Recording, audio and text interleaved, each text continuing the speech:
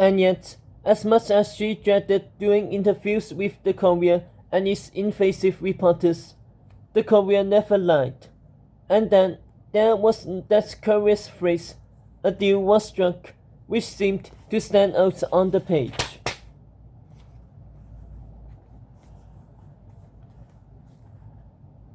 As the dung fumes cleared and Stephen and Louisa conferred with fellow group members Warren, Draco, and Molly, who had returned to the table, Agatha found herself wandering to the back of the theatre. She gazed out into the Evers foyer and its glass sun-dome overhead, Lion's Ming's message about Jan Huisto growling gold in the sky.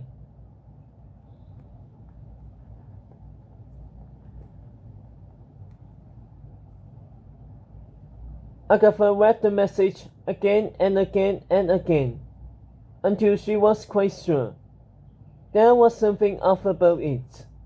Not the story or language or tone, but something.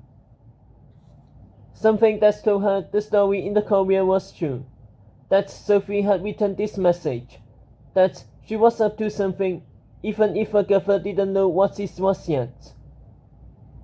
The Courier had assumed that the worst, of course. No one in their right mind would trust Sophie to risk herself for Tedros, a boy who had rejected her again and again. But Agatha trusted her. Which means that even with Sophie under a king's eye, facing mortal danger, and a pawn of the enemy, she was still fighting for her friends.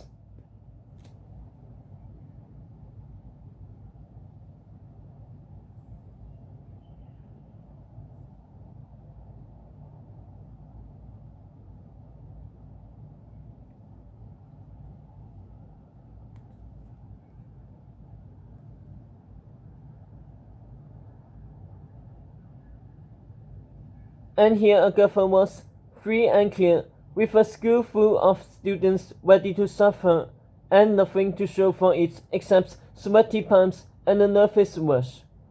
Meanwhile, with those directions, the groups around her seemed to be losing their way. Group 6 Evers and Nevers were having a loud row over whether they should kill or run Ryan when they found him. Group 3 was debating whether Merlin was alive or dead.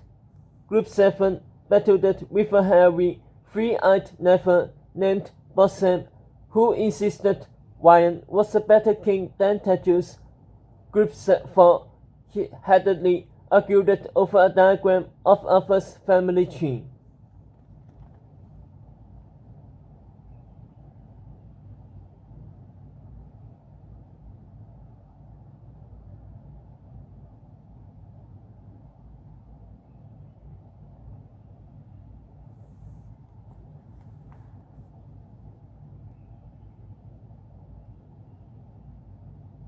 Agatha felt even more useless watching these upstarts, so passionate and engaged, while she continued to fret, her body sleepy, hungry, and the face infernal bag still on her arm, weighing her down.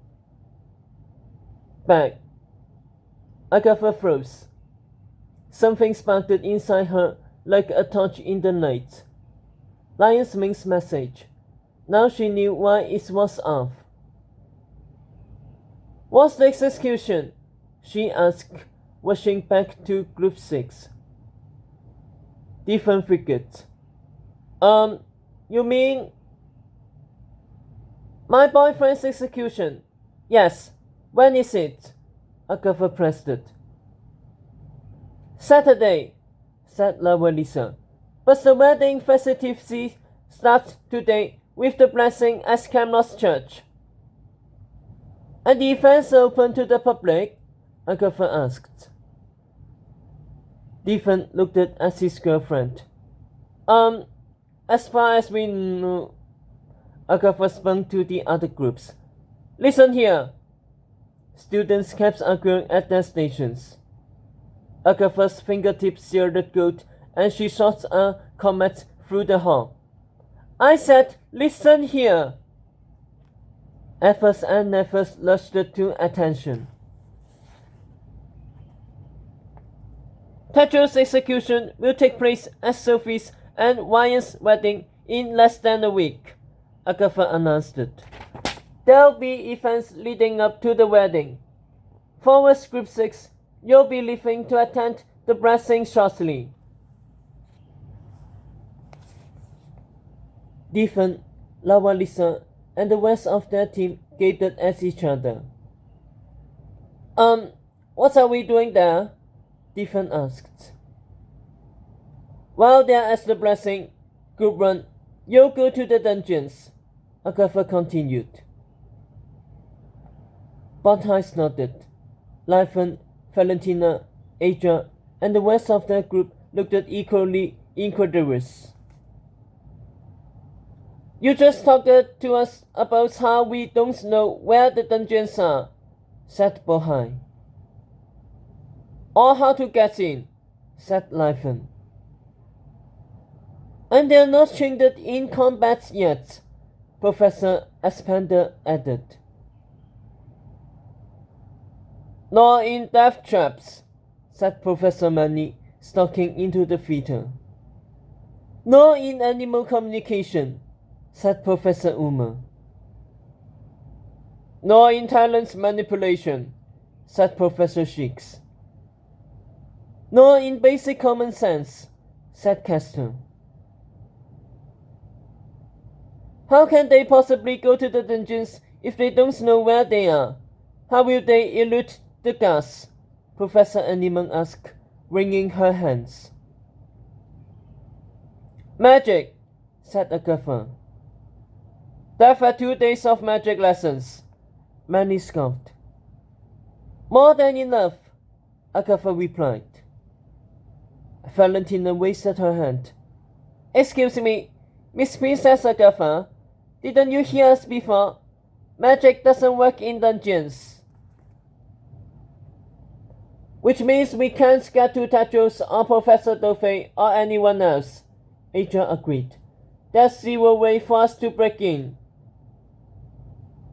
You're not supposed to break in, Agatha answered calmly.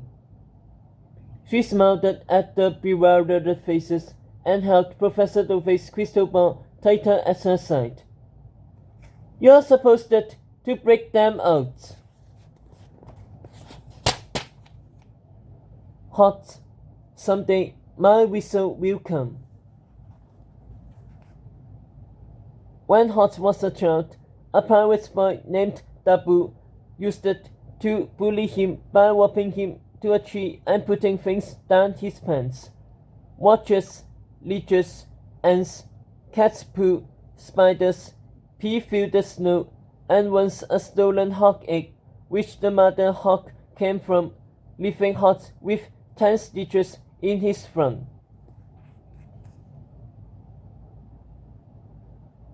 But none of this compared to the sheer torture of having one of the 6 slimy, sticky eels worm down his shirt, propping every inch of skin. Hot stood stiffly in the corner of Sophie's bedroom, clad in a puffy, ill-fitting white tunic and matching Hamron pants that he had to double knot so they wouldn't fall down.